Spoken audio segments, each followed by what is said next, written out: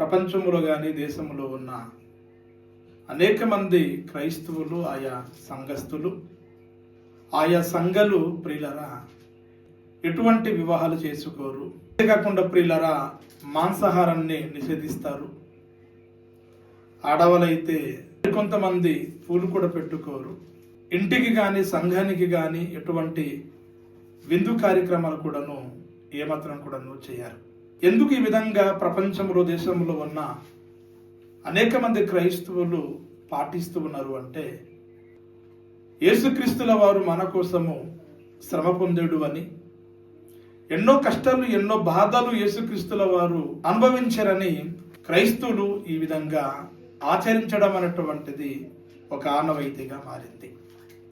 ప్రియమైనటువంటి దేవుని వల్లరా 40 రోజుల వరకు యేసుక్రీస్తు శ్రమల గురించి మనం మాట్లాడుకోవడమే పరిమితమైంది. కానీ 40 రోజుల వరకు యేసుక్రీస్తు వారు ఎలా చనిపోయాడు, ఎలాంటి బాధలు అనుభవించాడు, ఎలాంటి శ్రమలు అనుభవించాడు అని యేసుక్రీస్తు శ్రమల గురించి కానీ శిలువ ధ్యానుల గురించి కానీ మనం మాట్లాడుతున్నాము. కానీ యేసు ప్రభు గురించి అయితే మనము శ్రమకాలలు అని, శ్రమకాల కూడికలని, ఉపవాసాలని పాటిస్తున్నామో, దేవుని పిల్లలైనటువంటి మనము కూడా యేసుక్రీస్తులాగా ఎన్నో శ్రమలు ఎన్నో కష్టాలు అనుభవించాలి అని దేవుని యొక్క లేఖనాలు తెలియజేస్తూ ఉన్నాయి.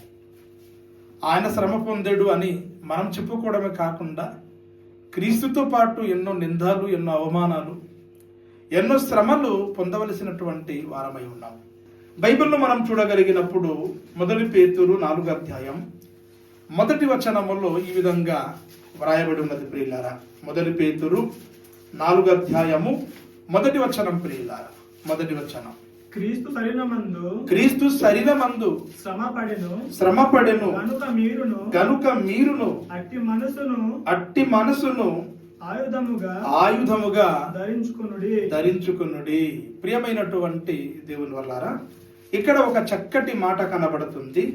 క్రీస్తు శరీరమందు శ్రమపడెను గనుక అట్టి మనసును మీరు కూడాను ఆయుధముగా ధరించుకొనుడి అని దేవుని యొక్క లేఖనాలు తెలియజేస్తూ ఉన్నాయి.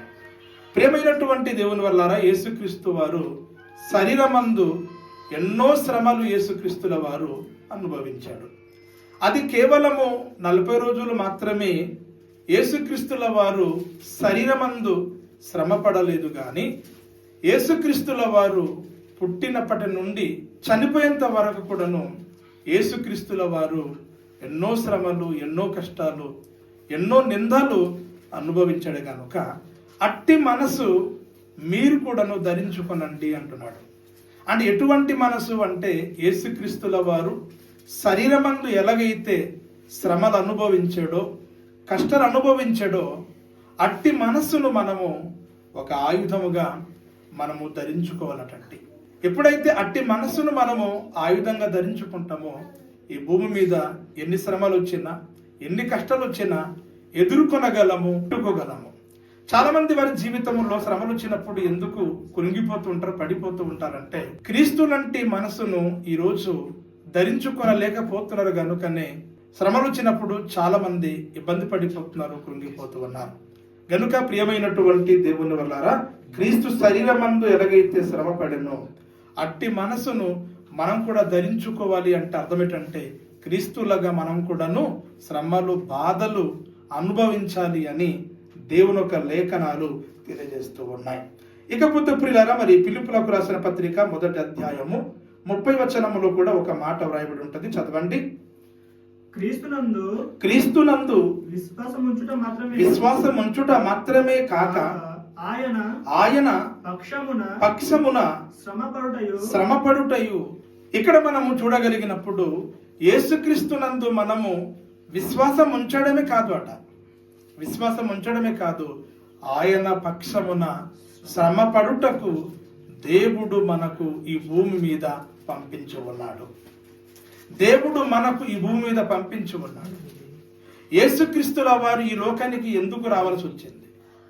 యేసుక్రీస్తుల వారు ఈ లోకానికి ఎందుకు పుట్టవలసి వచ్చింది అంటే, యేసుక్రీస్తు వారు ఎలాగైతే శ్రమ పొందాడో, యేసుక్రీస్తు పక్షమున మనము కూడాను శ్రమలు బాధలు అనుభవించాలి అన్న ఉద్దేశముతోనే దేవుడు అనుగ్రహించి ఉన్నాడు అని ఈ వాక్యాన్ని బట్టి మనకు అర్థమవుతుంది. కేవలము యేసుక్రీస్తుల వారిని విశ్వాసం ఉంచడం వరకే కాకుండా యేసుక్రీస్తు పక్షమున మనము నిలబడాలి. దేవుని పక్షంన మనము నిలబడగలగాలి. అది నిజమైనటువంటి క్రైస్తవ్యం అంటే. యేసు ప్రభు మీద కానీ క్రైస్తవ్యం మీద కానీ ఎన్నో నిందాలు, ఎన్నో అభండాలు, ఈరోజు మతోన్మాదులనబడిన వారు, ఈరోజు ఎంతోమంది హేతువాదులు, నాస్తికులు బైబిల్ మీద ప్రతినిత్యం బురద జల్లుతూనే ఉన్నారు. అలాంటి పరిస్థితుల్లో క్రీస్తు పక్షమున మనం నిలబడి యేసుక్రీస్తు కోసము మనం ఎన్నో శ్రమలు, ఎన్నో బాధలు అనుభవించాలటండి. మనము బైబిల్ చూడగలిగినప్పుడు హెబ్రీ పత్రిక 11వ అధ్యాయం 24 నుండి 26 వచనం వరకు దయచేసి ఎవరైనా గట్టిగా చదవండి ప్రియులారా. మోసే పెద్దవాడైనప్పుడు విశ్వాసమును బట్టి ఐగుప్తు ధనము కంటే క్రీస్తు విషయమై నింద గొప్ప భాగ్యమని ఎంచుకొని అల్పకాల పాప భోగము అనుభవించుట కంటే దేవుని ప్రజలతో శ్రమలు అనుభవించుట మేలని యోచించి పరోక కుమారుడుగా అనిపించుకోవడానికి మోసే గారు ఇష్టపడలేదటండి. చాలండి ప్రియమైనటువంటి దేవుని వల్లరా, ఇక్కడ మోసే గురించి మనము ఆలోచించగలిగినప్పుడు మోసే గారు క్రీస్తు కొరకు నిందలు అనుభవించాలి అని ఐగుప్తు ధనాన్ని విడిచిపెట్టినట్లుగా మనం చూస్తూ ఉన్నాం. అంటే ఈ వాక్యాన్ని బట్టి మనకు ఏమర్థమవుతుంది? పాత నిబంధన కాలంలో కూడాను యేసుక్రీస్తు వారు కనబడుతూ ఉన్నారు. యేసుక్రీస్తు కొరకు నిందలు అనుభవించడానికి, శ్రమలు అనుభవించడానికి, కష్టాలు అనుభవించడానికి మోసే గారు ఐగుప్తు ధనాన్ని విడిచిపెట్టి దేవుని ప్రజలతో శ్రమలు అనుభవించడం మేలనుకొని పరోక కుమార్తె ఒక కుమారుడుగా అనిపించుకోవడానికి ఏ మాత్రం కూడాను మోసే గారు ఇష్టపడకుండా క్రీస్తు కొరకు ఎన్నో నిందలు, ఎన్నో శ్రమలు, ఎన్నో బాధలు అనుభవించడానికి ఐగుప్తు ధనాన్ని విడిచిపెట్టి తెగ్గించి దేవుని కోసం నిలబడినటువంటి వ్యక్తి మనకు ఎవరు కనబడతారంటే ప్రియులారా, మోసే గారు కనబడుతూ ఉన్నారు. ఆయన ధనం వైపు చూడలేదు, రాజభోగం అనుభవించడానికి ఇష్టపడలేదు, మరొక కుమారుడుగా అనిపించుకోవడానికి ఏ మాత్రం కూడా ఇష్టపడలేదండి. క్రీస్తు పక్షమున నిలబడి ఎన్నో నిందలు, ఎన్నో శ్రమలు అనుభవించడానికి పిల్లలు తెగ్గించుకొని ముందుకొచ్చినటువంటి వ్యక్తి మోసే గారు కనబడుతూ ఉన్నారు. క్రీస్తుల వారిని విశ్వాసం ఉంచడమే కాదు, క్రీస్తు పక్షమున మనము నిలబడి ఎన్నో శ్రమలు, ఎన్నో బాధలు అనుభవించాలని దేవుడు మనకు ఏర్పాటు చేసి ఉన్నాడు. 40 రోజులు కేవలం లెంటు డేసులు అని పాటించడమే కాదు, యేసుక్రీస్తు శ్రమ దినాల గురించి మాట్లాడుకోవడమే కాదు, కానీ క్రీస్తు పక్షమున మనం నిలబడి ఎన్నో శ్రమలు అనుభవించాలి అని దేవుడు కోరుకుంటున్నాడు. ఇకపోతే ప్రియులారా, క్రీస్తు పక్షమున క్రీస్తు కొరకు మనము శ్రమలు బాధలు అనుభవించిన వారికి దేవుడు ఎటువంటి ప్రతిఫలం ఇస్తాడు అని మనం ఆలోచించగలిగినప్పుడు 2 తెస్సలోనికీయులకు రాసిన పత్రిక 1వ అధ్యాయము 8వ వచనం ప్రియులారా, 8వ వచనం, ప్రతిదండన చేయునప్పుడు మిమ్మును శ్రమపరుచు వారికి శ్రమయు, శ్రమ పొందుచున్న మీకు మాతో కూడా విశ్రాంతి అనుగ్రహించుట దేవునికి న్యాయమే. ప్రియమైనటువంటి దేవుని వల్లరా, ఇక్కడ ఒక అద్భుతమైనటువంటి మాట కనబడుతుంది. శ్రమపరుచు వారికి శ్రమయు, శ్రమ పొందుచున్నటువంటి మీకు మాతో కూడా విశ్రాంతి అనుగ్రహించుట దేవునికి న్యాయమే. క్రైస్తవులు ఎవరి ద్వారా శ్రమలు పొందుతూ ఉన్నారో, ఎవరి ద్వారా కష్టాలు ఎదుర్కొంటున్నారో వారికి శ్రమ ఉంటదటండి, వారికి శ్రమ ఉంటదటండి. గనక ఎవరైతే శ్రమలు పొందుతున్నారో వారికి దేవుడు విశ్రాంతి ఇస్తాడు, అనగా పరలోకం ఇస్తాడు. ఎవరైతే క్రైస్తవులు శ్రమ పెడుతున్నారో వారికి శ్రమ అట. ఎవరి ద్వారా క్రైస్తవులు శ్రమలు అనుభవిస్తూ ఉన్నారో అటువంటి వారిని దేవుడు విశ్రాంతి అనబడినటువంటి పరలోకం ఇస్తాడు అని దేవుని పరిశుద్ధ లేఖనాలు తెలియజేస్తూ ఉన్నాయి. కనుక ప్రియమైనటువంటి దేవుని వల్లారా, పరలోకపు విశ్రాంతిలో మనం ప్రవేశించగలగాలి అంటే ఈ భూమి మీద మనము శ్రమలు అనుభవించాలి, బాధలు అనుభవించాలి. ఎవరైతే కష్టాలు బాధలు అనుభవించి క్రీస్తు పక్షంలో నిలబడతారో, ఎవరైతే ఉన్నతమైన పరిసరం చేస్తారో అలాంటి వారిని దేవుడు విశ్రాంతి ఇస్తాడు, పరలోకం ఇస్తాడు అని ఈ వాక్యాన్ని బట్టి మనకు అర్థమవుతుంది ప్రియులారా. ఇకపోతే ప్రియులారా, అపోస్తుల కార్యము 14వ అధ్యాయము 22వ వచనం చదవండి ప్రియులారా. 22వ వచనం.